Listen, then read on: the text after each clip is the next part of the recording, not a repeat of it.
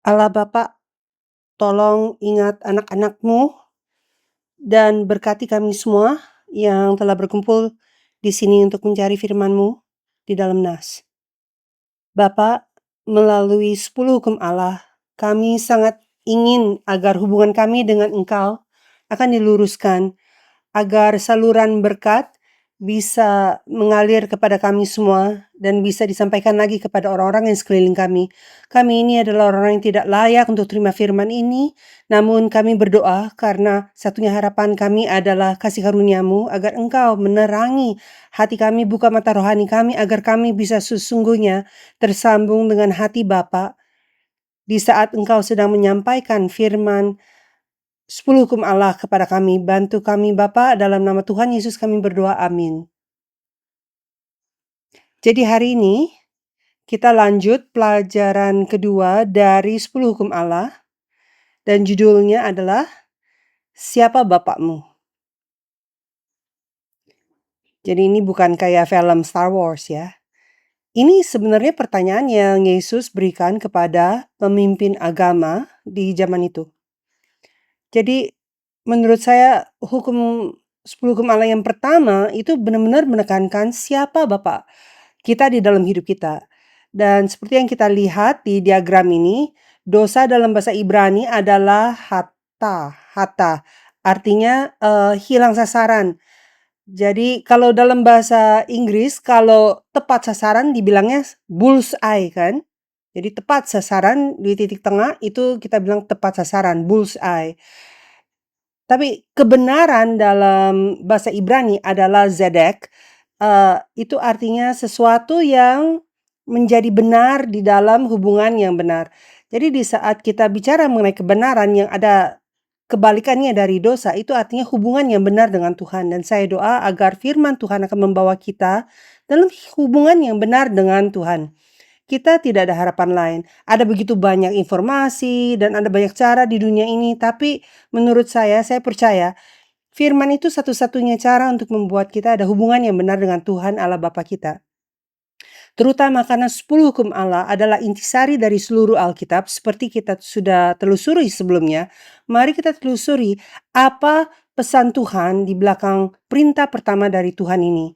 Dan benar-benar berdoa bahwa kita tuh semua bisa mengerti ini dan kita bisa pulihkan kembali hubungan kita dengan Allah Bapa kita yang adalah satu-satunya Allah. Amin.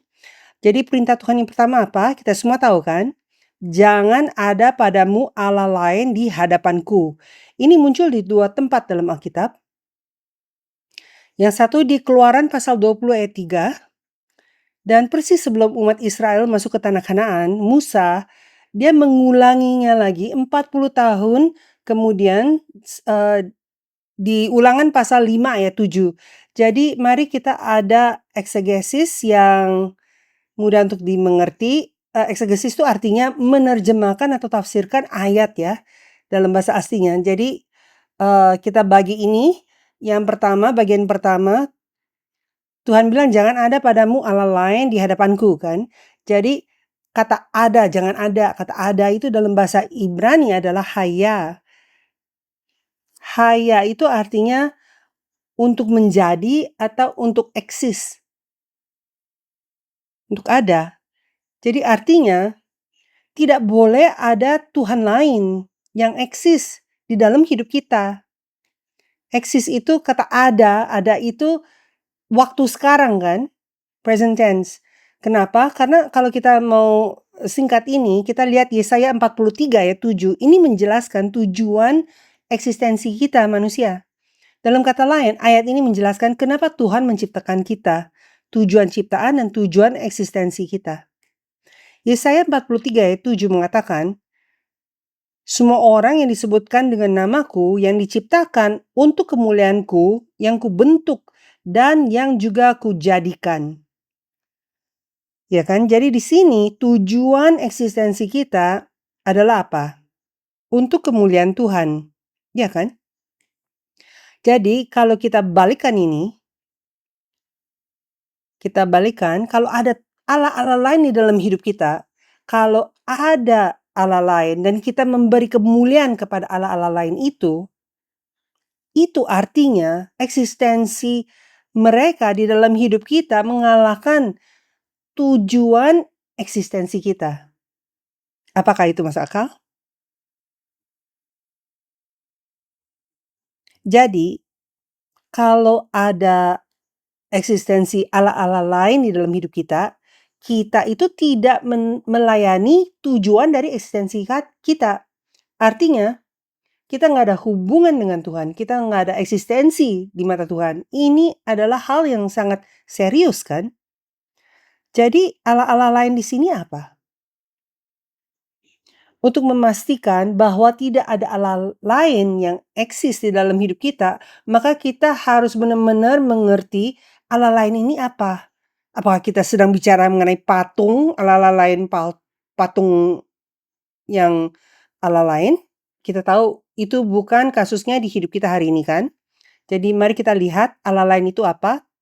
Kita barusan meneliti dengan sangat singkat, ya udah kita bisa perpanjang penjelasannya, tapi saya ingin mempersingkatkannya.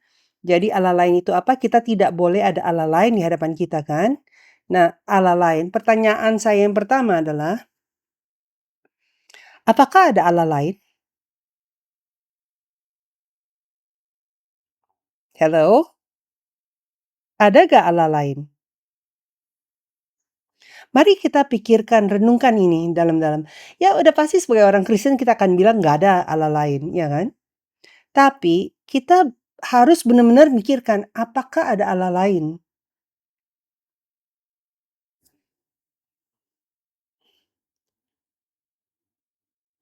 Oke? Hukum Allah pertama bilang,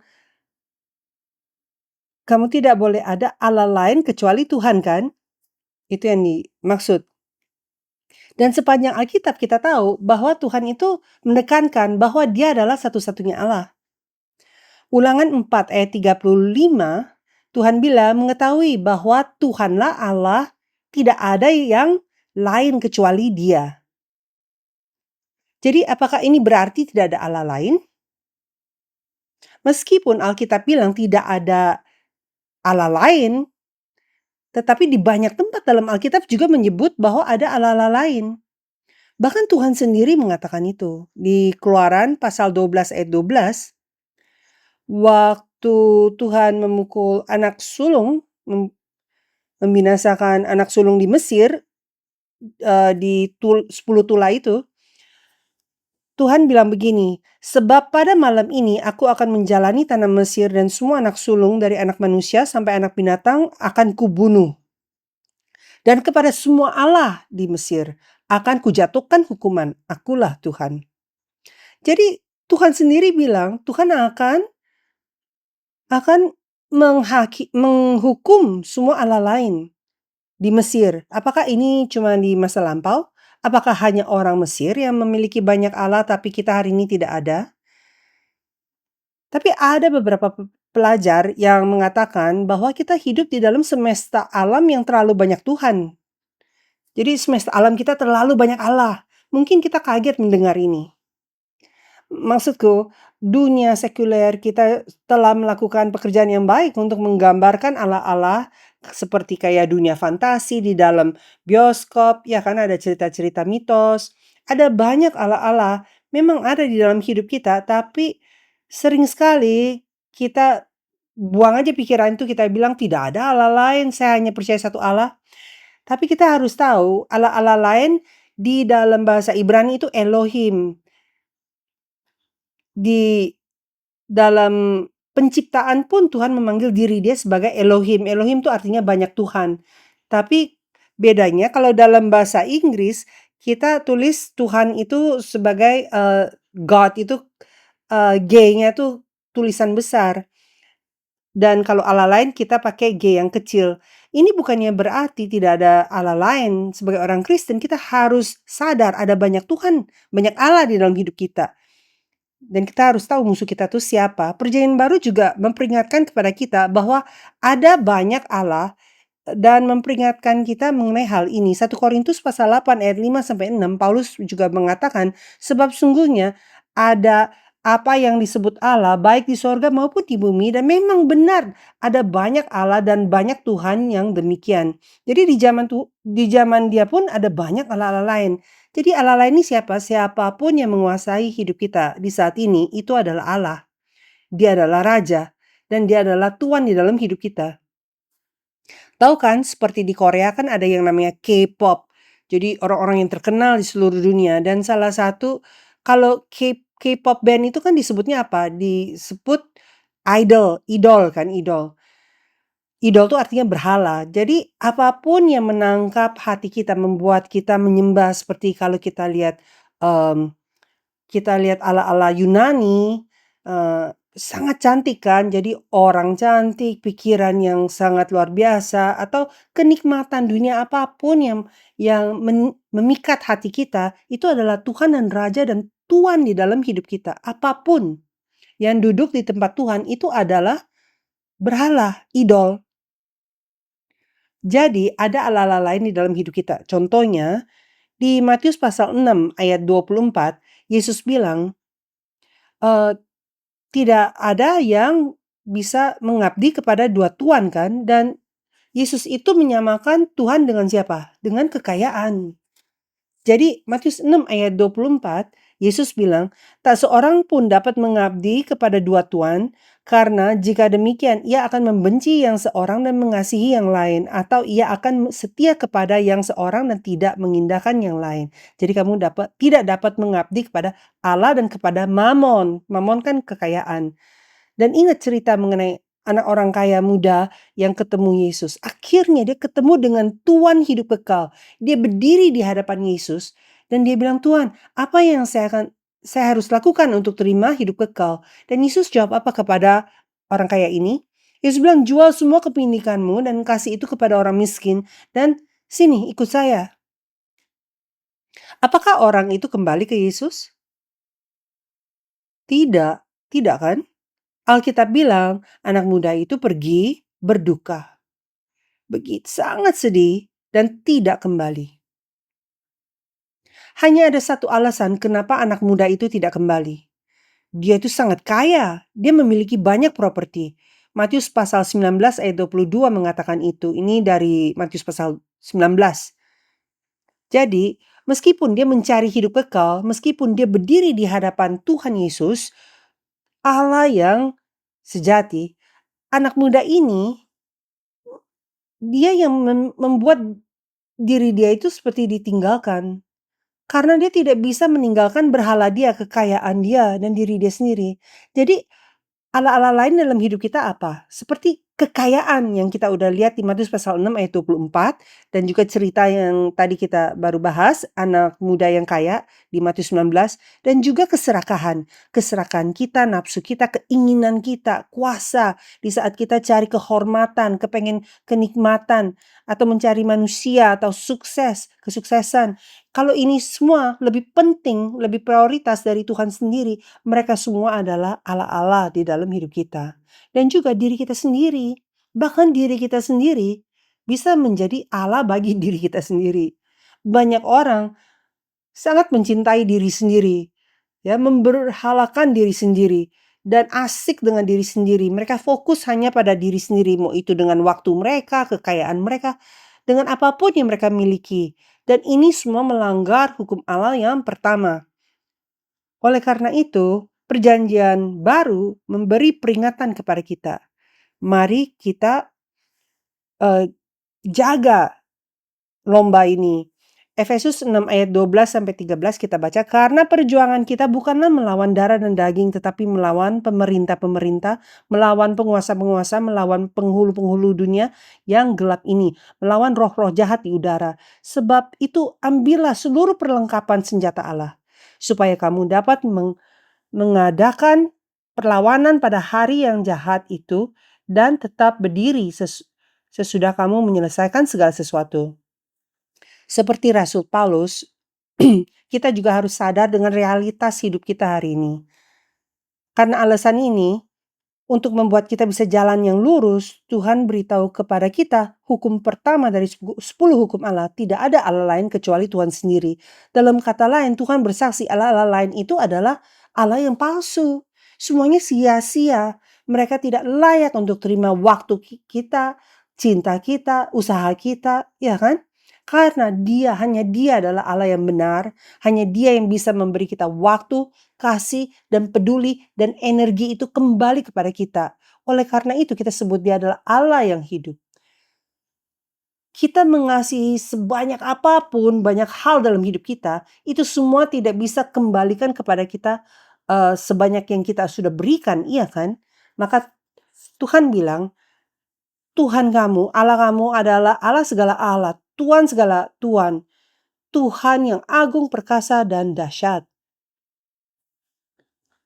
Jadi, bagian yang terakhir dari hukum Allah yang pertama, ada tulisan di hadapanku.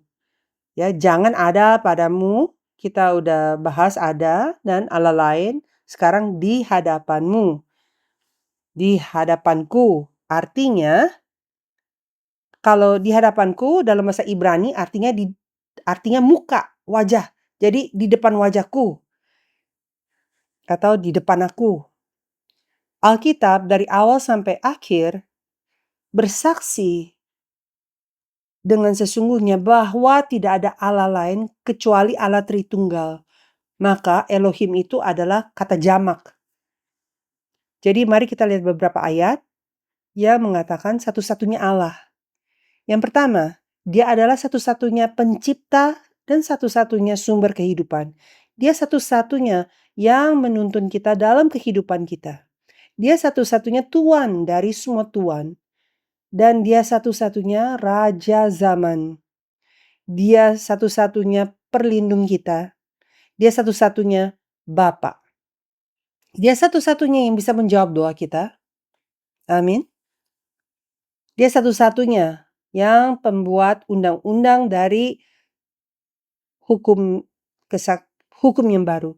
Dia satu-satunya penyelamat, satu-satunya penebus, satu-satunya pengantara dari perjanjian baru antara manusia dan Tuhan. Dan dia satu-satunya hakim ketua. Dia satu-satunya penulis iman.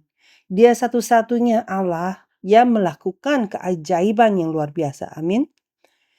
Kata satu-satunya atau sendiri, monos dalam bahasa Yunani, artinya satu-satunya, satu-satunya wujud di seluruh kelas itu. Dan itu adalah Tuhan yang kita sebut Abah, Bapa. Jadi kesimpulannya, penyembahan berhala, bentuk penyembahan berhala yang terbesar adalah tidak mengenal Yesus Kristus. Tidak percaya pada Yesus Kristus, Allah yang benar yang datang dari sorga ke bumi ini, itu adalah penyembahan berhala dalam bentuk yang paling serius. Ini salah satu perkataan yang disebut oleh pendeta Abraham Park di buku yang ke-7 dari Sejarah Penebusan.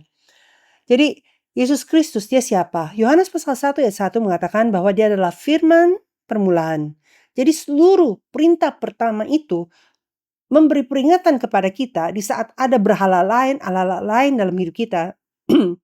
Itu akan membuat mata rohani kita buta. Membuat kita tidak bisa mengenal Tuhan. Bahkan kalau dia berdiri di depan kita pun tidak mengenal seperti anak muda yang kayak itu atau pemimpin-pemimpin agama di zaman itu. Mereka bukan hanya tidak mengenal Yesus, tetapi mereka menghakimi Yesus sebagai orang yang menghujat Allah. Realitas yang terjadi di masa lampau, bahkan hari ini, itu tertulis di 2 Korintus pasal 4 ayat 4.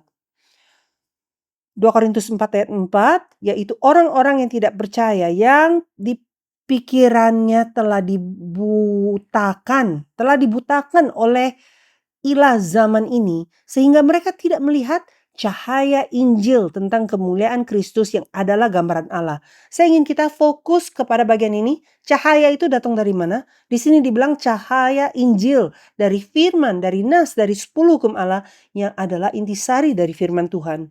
Kita hanya bisa ada pengertian yang kurang jelas mengenai 10 hukum Allah kalau di hidup kita tuh penuh dengan Allah-Allah lain. Jadi menurut saya, hal pertama yang kita harus lakukan untuk benar-benar mengerti 10 hukum Allah sesuai dengan cara yang Tuhan telah berikan kepada kita adalah untuk mengaku kepada Tuhan kita, dari semua Tuhan yang kita ada di dalam hidup kita, minta Tuhan bebaskan kita dari menjadi budak dari Allah-Allah yang lain dalam hidup kita. Dan kalau kita melakukan itu, aku yakin firman akan menjadi jelas kepada kita. Mata kita tidak akan buta, tetapi akan terbuka untuk bisa mengenal Allah Bapa kita. Masalah ini mulai semenjak dosa awal, dosa asal di Taman Eden. Adam melanggar 10 hukum Allah di Taman Eden. Kenapa? Karena kalau kita kembali ke ayat ini, cahaya Injil, apa itu firman? Yesus adalah firman sendiri kan? Jadi ini benar-benar memperhatikan kita, membuat kita memperhatikan kepentingan firman, yaitu Yesus itu siapa? Itu sebab Yesus bilang, jangan bikin gambaran aku, jangan lakukan apa-apa. Nurut aja kepada suaraku, dengar suaraku, baca firmanku. Adam, gimana caranya dia melanggar hukum pertama di Taman Eden? Karena dia lupakan firman Tuhan. Dia ada berhala lain, dia mendengarkan perkataan si ular. Kejadian pasal 2 ayat 17, dengan jelas Tuhan mengatakan, tetapi pohon pengetahuan tentang yang baik dan yang jahat, janganlah kamu makan, sebab pada hari engkau memakannya, pastilah engkau makan. Jadi Tuhan udah kasih tahu kepada anak yang dia sayang, jangan makan nanti kamu mati. Tapi apa yang anak itu pegang? Si ular. Si ular bilang kepada si perempuan, kamu tidak akan mati. Jadi dua pernyataan yang bertantangan. Allah Bapa bilang kepada Adam, kamu tidak akan mati. Tuhan mengatakan kamu akan pasti mati, tapi ular bilang kamu tidak akan mati. Jadi manusia itu hatinya cenderung secara alami menerima apa yang kedengarannya lebih enak kan, mati atau tidak mati. Ya udah pasti tidak mati kan? Dan dosa asal mulainya seperti itu. Dan saya juga percaya kita semua sekarang berperang dengan hal yang sama hari ini. Apakah kita memprioritaskan firman Tuhan di atas segalanya, atau sama juga kita mendengari perkataan si ular? Itu yang Yesus tunjukkan kepada pemimpin agama. Yesus bilang meskipun mereka itu ahli Taurat, ahli ya, tapi Yesus bilang bapak kamu adalah iblis dan pendusta. Dan sama seperti si ular berdusta dan Adam dan Hawa itu tertipu dengan perkataan si ular, seluruh kaum manusia pun sedang mengikuti jalur yang sama ini sekarang. Jadi pikiran apapun, ide apapun yang kita inginkan di luar dari firman Tuhan itu penyembahan berhala. Kita harus pegang hal ini. Jadi oleh karena itu Yesus bilang, karena itu matikanlah dalam dirimu segala sesuatu yang duniawi, yaitu percabulan, kenajisan, hawa nafsu, nafsu jahat, dan juga keserakahan yang sama dengan penyembahan berhala. Jadi Yesus sendiri menjelaskan penyembahan berhala itu apa. Rasul Yohanes juga mengatakan, anak-anakku, waspadalah terhadap segala berhala. Jadi berhala itu apa? Jadi pikiran apapun, ide apapun yang kita inginkan, yang kita kejar di luar dari firman Tuhan. Terakhir kita akan melihat penyembahan berhala yang juga merajalela di zaman Yesus. Yesus adalah Tuhan, yang adalah firman yang datang menjadi manusia, datang ke bumi ini, tapi umat Israel menolak dia. Mereka tidak ingin percaya kepada firman Yesus. Dan ini semacam penyembahan berhala. Jadi untuk orang-orang yang sedang berpegang kepada kebenaran si ular, jadi dusta ular dipegang sebagai kebenaran, Yesus datang dan menjelaskan bahwa dusta dan Allah-Allah yang mereka pegang itu bukan Allah yang benar, bukan Bapa yang benar. Yesus datang dan Yesus menjelaskan, Yesus itu adalah Allah Bapa sendiri. Yesus datang untuk memperkenalkan Allah Bapa. Dan banyak kasus, tapi ada 4 tempat yang kita akan lihat. Kita lihat bagaimana Yesus itu menunjukkan diri dia sebagai Allah Bapa. Tempat pertama adalah waktu Yesus menyembuhkan orang yang sakit selama 38 tahun di Bethesda di hari Sabat. Kan tidak ada manusia yang boleh bekerja di hari Sabat. Jadi pemimpin agama itu menghakimi dia karena Yesus melanggar hukum Taurat, karena Yesus sedang menyembuhkan seseorang di hari Sabat. Jadi kita tidak akan selesaikan semuanya, bahas semuanya. Nanti kalau ada waktu mungkin di masa depan kita bisa bahas. Tempat yang kedua di mana Yesus menunjukkan bahwa dia adalah Bapa adalah saat orang Yahudi menekankan Yesus. Mereka tekan Yesus, mereka bilang, "Kamu pikir kamu siapa?" Di Yohanes pasal 8 ayat 53 dan seterusnya. Yang ketiga di mana Yesus menjelaskan dia Bapa di Yohanes pasal 10. Yesus bilang, "Aku dan Bapa adalah satu." Dan waktu itu orang Yahudi ingin membunuh Yesus karena mereka bilang Yesus menghujat Allah. Dan yang keempat, waktu Filipus, salah satu murid Yesus, bilang kepada Yesus, "Tunjukkan Bapa kepada kami." Itu di Yohanes pasal 14. Jadi ini kayak urutan dari Yohanes pasal 5, pasal 8, pasal 10, dan pasal 14. Jadi kepada kaum manusia yang telah jatuh ini, yang mati-matian berpegang kepada Allah lain di dalam hidup mereka secara sia-sia, dan ini termasuk diri saya sendiri, ada banyak hal yang sebenarnya bukan Allah, namun saya itu sepertinya mati-matian mengejarnya kadang, tahu kan? Yesus datang dan Yesus mengatakan, "Itu bukan Bapakmu yang sejati, akulah Bapa sejatimu." Jadi di Yohanes pasal 10 ayat 30, aku dan Bapa adalah satu. Di Yohanes pasal 10 ayat 38, tolong tahu dan mengerti bahwa Bapa ada di dalam aku dan aku ada di dalam Bapa. Dan waktu Filipus bilang ke Yesus, "Tunjukkan Bapa kepada kita." Yesus bilang, "Aku udah begini lama dengan kalian dan kamu masih belum mengenal saya, Filipus. Dia yang telah melihat saya, telah melihat Bapa. Bagaimana kamu bisa mengatakan tunjukkan Bapa kepada kita?" Saya benar-benar percaya bahwa di saat itu Yesus pasti hatinya sangat teremuk, remuk hati dia di saat itu dan bahkan hari ini. Di saat anak-anak Yesus hidup seperti anak yatim piatu, memegang sesuatu di luar dari Yesus sendiri. Dan di saat kita masuk lebih dalam kepada arti dari hukum Allah yang pertama dan lewat bantuan Roh Kudus, saya berharap kita semua bisa dengar suara Tuhan yang mengatakan, "Jangan khawatir, jangan begitu stres dalam hidup kamu. Jangan pegang dan nempel kepada hal-hal yang lain, karena kamu memiliki Bapa yang adalah makhluk terbesar. Aku adalah penciptamu, aku yang membuat kamu, dan aku adalah Bapakmu." Saya doa kita semua bisa dengar suara dia ini, perkataan ini. Kita hanya mikir, "Oh, tidak boleh ada Allah lain." Dan kadang kita pikir, "Oh, Tuhan itu Tuhan yang cemburuan, Tuhan yang seram, dan Tuhan mau menghukum kita kalau kita menyembah berhala." Tapi kalau Tuhan beneran hukum kita untuk semua berhala kita, mungkin kaum manusia udah punah, iya kan? Tuhan dengan sabar menantikan kita untuk kembali kepada Allah Bapa, kepada Dia. Maka dia mengatakan ini, Matius pasal 6 ayat 31 sampai 32 kita baca sama-sama. "Sebab itu janganlah kamu khawatir dan berkata, apakah yang akan kami makan? Apakah yang kami minum? Apakah yang akan kami pakai?" Semua itu dicari bangsa-bangsa yang tidak mengenal Allah. Akan tetapi Bapakmu yang di sorga tahu bahwa kamu memerlukan semuanya itu. Tolong perhatikan perbedaan antara bangsa-bangsa yang tidak mengenal Allah. Kayak orang kafir gitu kan. Kafir yang melayani allah-allah lain atau yang tidak memiliki Tuhan. Mereka itu yang selalu mencari dan selalu khawatir mengenai hal-hal ini. Maka pendeta Abraham Pak selalu menekankan kepada kita, dan saya ingat, dia bilang khawatir sendiri adalah dosa.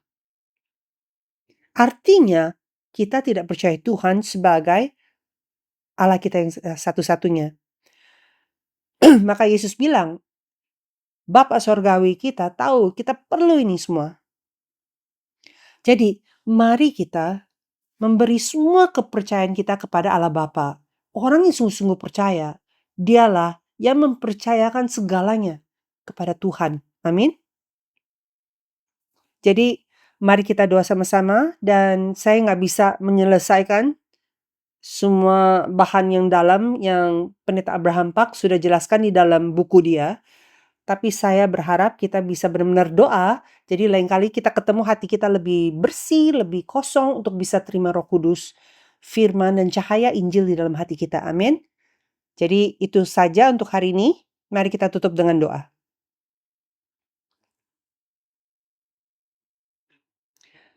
Allah Bapa yang sangat penuh dengan belas kasihan dan sabar, terima kasih Engkau untuk mengasihi kami pertama sebagai anak-Mu melalui apa yang Tuhan Yesus telah lakukan di kayu salib. Bapa, saat kami mulai mengerti 10 hukum Allah, kami mengakui di hadapan-Mu ada banyak Allah-Allah lain di dalam hidup kami. Seringkali kami khawatirkan hal-hal lain, dan kadang kami memenuhi hati kami dengan hal-hal lain yang lebih prioritas di luar dari firman-Mu. Waktu kami pun kami berikan kepada hal-hal lain. Bapak, kami bertobat, kami doa Engkau hapuskan semua Allah-Allah lain dari hidup kami yang di luar dari Engkau, penebus kami.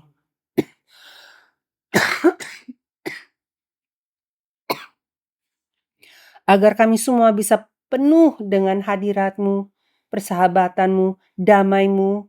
Bantu kami bisa berdiri sebagai anak-Mu dan berpegang dengan Engkau, dan bisa berpegang sebagai Engkau adalah Bapa kami. Bapa, Engkau sangat sabar, sangat penuh kasih, sangat baik. Engkau tahu segala hal dan ada di mana-mana. Bantu semua anggota Shiloh yang ada di sini untuk sungguh-sungguh percaya kepada Engkau dengan sepenuh hati kami, agar kami bisa menggenapi hubungan kasih ini bersama Engkau berdasarkan hukum Allah pertama. Bapa, meskipun ada banyak bagian yang saya tidak bisa saksikan dengan sepenuhnya, kami berdoa Roh Kudus akan menyentuh hati kami, menggerakkan hati kami agar kami bisa lebih dekat kepada Engkau. Kami doa ini semua dalam nama Tuhan Yesus. Amin.